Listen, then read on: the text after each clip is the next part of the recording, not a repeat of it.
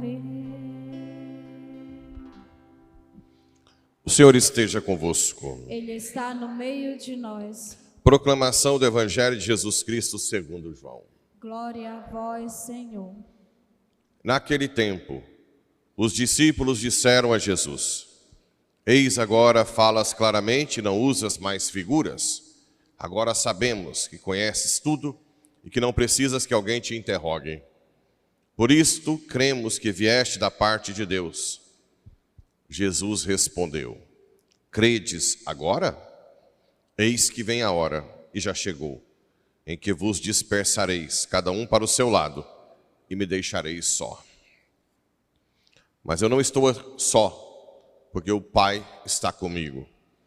Disse-vos estas coisas para que tenhais paz em mim. No mundo tereis tribulações, mas tende coragem, eu venci o mundo. Palavra da salvação. Glória a vós, Senhor. Caríssimos irmãos e irmãs radioouvintes que nos acompanham pelas redes sociais. Na leitura dos Atos dos Apóstolos de hoje, tem algo que eu quero enfatizar aqui que é importante.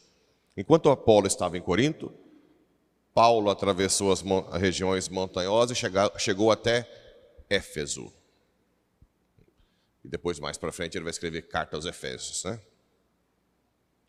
Encontrando alguns discípulos, perguntou-lhes: Vós recebestes o Espírito Santo quando abraçastes a fé?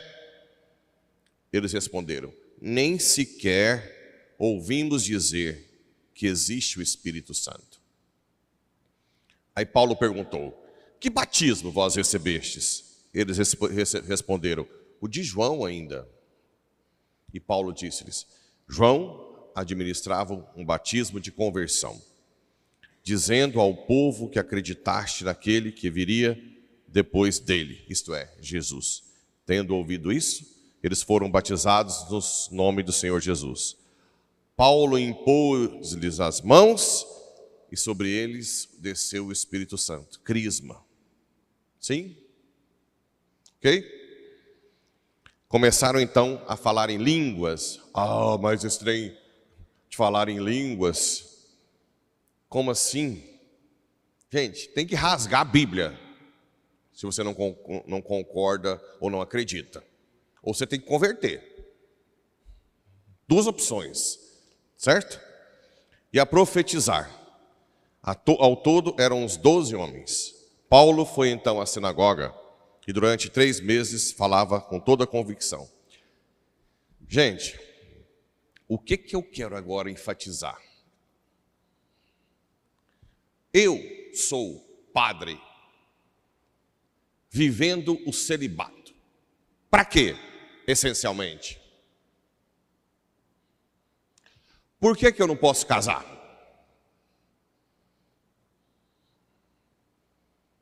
Para garantir o quê para o povo?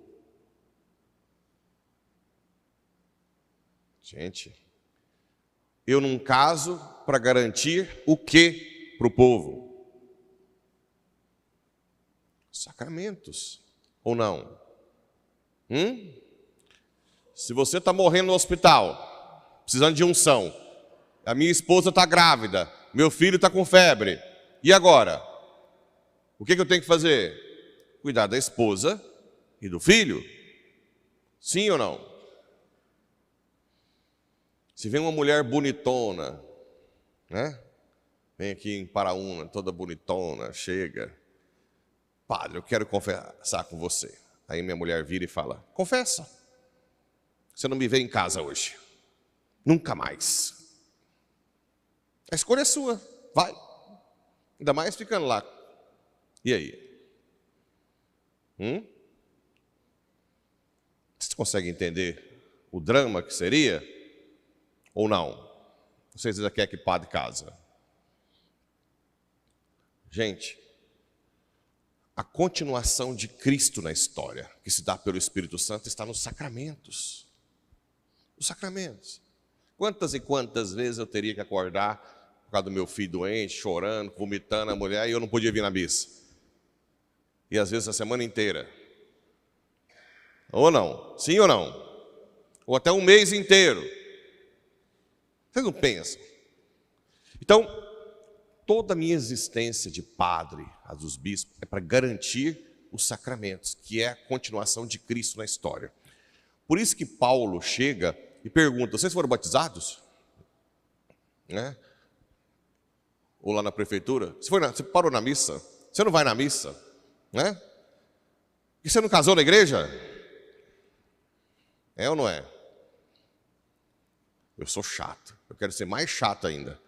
Por quê? Porque o sacramento é o que eu tenho de melhor, de mais forte. É o sacramento que é próprio Cristo. Quando eu atendo o evangélico, que não quer se tornar católico, fica amarrado. Só sobra o miserável aqui, né? Aí eu falo: nossa, eu não posso pôr um sacramento aqui. Eu não posso pôr essa pessoa em contato com Jesus diretamente. Bem, que é óbvio que nós precisamos focar nos sacramentos, porque não tem nada que se compare, isso é, doutrinalmente, na Bíblia. Depois, explicar o que é o Espírito Santo, como fez aqui. Nós nem sabemos que existe o Espírito Santo. Padre, eu não sabia que faltar a missa domingo era pecado mortal. Eu ia, faltava na pamonhada, no sei lá o que, de boa. Eu não sabia. Obrigado. O que é isso, explicar? Ensinar doutrina. Pois hoje em dia, por uma ideologia macabra, se tem a ideia que a pastoral, sacramental e doutrinária é ultrapassada e deve ser deixada de lado. Se isso for deixado de lado, os padres, os bispos têm que deixar de lado os seus ministérios. Todo mundo agora vira uma igreja protestante. Cada leigo faz o seu negócio, já que não tem que focar nos sacramentos nem na doutrina, como já fizeram com a catequese, destruindo a catequese. Hoje faz catequese e não fala nada com nada. A lá Paulo Freire, né? Não se diz coisa com coisa. Nós ainda estamos tentando ensinar doutrina, sim, fazer com que eu tenha consciência dos sacramentos, e vamos fazer até morrer contra tudo e contra todos, menos contra a igreja, porque a igreja está dizendo na Bíblia, nos seus documentos, Papa Leão mesmo recentemente disse: vamos sim fazer uma doutrina social, mas vinculada ao magistério, à doutrina, à igreja. Isso é um ataque que nós estamos vivendo.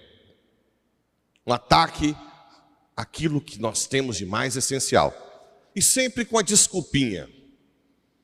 Não, vamos mais para uma coisa mais dinâmica. Doutrina, não. Catequese. Mas que coisa louca é essa? Que doidura é essa? O que nós temos de mais importante é entender doutrina, sim. Entender os sacramentos. A mistagogia de entender o porquê receber o sacramento. Que se você pecar, o que é pecado mortal? Como é que você vai ensinar a pessoa a confessar se ela nem sabe quais são os 10 mandamentos? Que para ser pecado mortal tem que ter matéria grave, plena consciência e pleno consentimento. Como assim? Isso é doutrina. A pessoa tem que entender. Quantos e quantos testemunhos eu recebo? Porque no desespero, eu até tentei pôr na quinta-feira, 2 quintas por mês, mas toda semana tem um trem, um evento, é festa de lá, festa de cá, é pré-festa, é roça, é sei lá o quê, vai para lá, vai para cá, não sobra, só tem um padre, né? Até tentei colocar, mas parece que é difícil demais. Então, no desespero, desesperadamente, eu faço catequese na homilia, no desespero, porque não tem outro momento. E quantos testemunhos de pessoas que eram, e muitos dizem, fiz catequese e não sabia nada. Aqui ninguém vai ficar sem saber nada. Não existe pressão, ideologia nenhuma que me impeça de ensinar doutrina e de focar nos sacramentos. Sim, que me suspendam. Mas nunca vou deixar de focar na doutrina para saber o que é sacramento, para saber o que é mandamento, o que é vida de oração, o creio, o que é igreja. E focar nos sacramentos, sim. Focar nos sacramentos. Porque os sacramentos não é um reborré aqui. Quando eu faço o sacramento, é o próprio Cristo que o Espírito Santo aponta. Que fique bem claro isso, né? Que está aqui. A primeira coisa que Paulo pergunta é: vocês foram batizados? Não, ainda depois dá o sacramento do crisma. Bem, temos aqui também no Evangelho um momento em que Jesus fala um pouco claro e os discípulos dizem: agora nós entendemos. O Senhor está falando mais claramente, não é tanto em parábolas. E Jesus entende: daqui a pouco vocês vão se dispersar. Que é na hora do Horto das Oliveiras, né? E quando os soldados pegam Jesus, os discípulos vazam no Braquiara. Estava com Jesus. Aqui talvez a gente pode dizer que a doutrina sem um relacionamento bem de gratidão e profunda com Jesus não é suficiente. Você tem que ter doutrina e ter uma vida de oração profunda. Estar diante de Jesus, não só doutrina realmente não garante, isso eu reconheço. Você precisa falar com Deus. Você precisa ter uma vida de oração forte e pedir: Senhor, que eu nunca te traia. Porque quem é que não abandonou Jesus? A mãe dele, Maria, que tem o seu lugar aí único. E depois a pecadora, que alguns dizem ser prostituta ou adúltero, não sei. Maria Madalena. Não é não? Que talvez, se ele soubesse quem é que está lavando os pés, a igreja, por um tempo, coloca Maria Madalena, Maria Betânia, né? Se ele soubesse quem está lavando os pés dele, não teria deixado. Como não? Às vezes a gente tem uma tendência a preconceito na igreja. Aquela pessoinha lá na igreja, lendo, cantando, simplesmente deu show nos apóstolos. Foi a primeira a ver Jesus ressuscitado. Todos os evangelhos fazem questão de dizer que foi ela que disse para os apóstolos que ele ressuscitou. Cuidado. Cuidado. De onde se menos espera, põe padre no bolso. Eu já ouvi gente recém-convertido com decisões que eu fiquei com inveja. Eu falei: Senhor, que dia que eu vou dar conta de tomar essas decisões tão fortes? Por quê? Porque geralmente são mais humildes, como a sociedade já critica o tempo inteiro. Então não tem muita soberba, não é? Não tem ainda. Então quando o Espírito Santo desce, pega tudo, sabe que é abaixo de uma lata de lixo, que é um verme. Fala: Jesus, sem o Senhor eu não sou nada. Aí o Espírito Santo tem todo o espaço do mundo para agir, né? Todo o espaço do mundo. E Jesus disse: mas eu não estou só, não estarei só quando vocês me deixarem. O Pai está comigo. Aqui é um consolo para você que está sozinho, principalmente os idosos, que às vezes tem até filhos, mas ninguém visita os pais. Está lá, jogado na casa, não vai ninguém na casa. Principalmente quando a vovó e o vovô não tem din-din, né? Porque quando a vovó e o vovô tem a casona, tem um monte de trem, presentão, aí os netinhos vão direto. Mas se a vovó e o vovô têm pouca condição financeira, abandonam, né? Eu lembro, minha avó, tadinha, já morreu, ela tinha um pouquinho mais. Quando ela começou a ser abandonada, ela fez uma piscininha no fundo da casa para os netos não largar de ir. Mas depois ficava lá, não adiantou tanto assim não, né? Isso tem que ser educação dos pais. honrar. Primeiro os pais darem os exemplos de estar com eles. Mas se você está sozinho, sozinha, em casa, você não está sozinha. O papai do céu está aí, né? Sinta a presença. Feche os olhos e fala, esteja comigo, papai. Por mais que eu tenha sido abandonado pelos meus filhos, pelos meus netos. Eu já ouvi filho que mora na mesma cidade, que não vai na casa da mãe há 6 meses. Maldito esse filho. Maldito. Maldito. Mas você não está só. Nunca vai estar só. E termina com essa frase.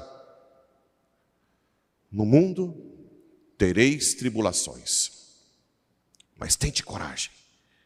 Eu venci o mundo. No mundo tereis tribulações, mas coragem. Eu venci o mundo. Ninguém pode ir contra nós. Se bate, calunia, vira santo. Se mata, vira Marte. O cristão, de verdade, é imbatível. Que Nossa Senhora nos dê a graça de perseverar até o fim. Assim seja.